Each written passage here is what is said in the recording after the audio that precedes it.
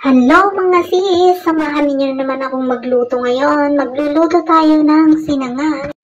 Una ay maglagay tayo ng margarine, maglusaw tayo. Tapos naman ay isunod natin ang isang itlog. Ayan, halu-haluin lang natin at lutuin.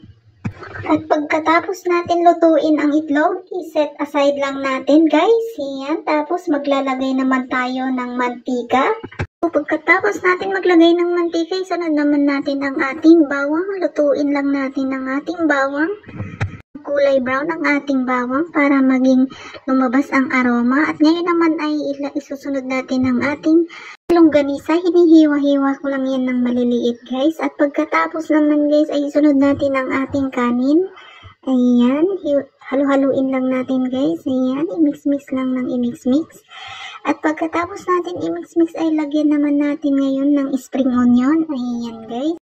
At pagkatapos naman ay isunod naman natin ang kaunting toyo. Ayan, halu-haluin lang natin para maging malasa. Ayan. So pagkatapos niyan ay halu-haluin lang ng halu-haluin hanggang sa maluto. Ayan. So ayan guys, kainan na!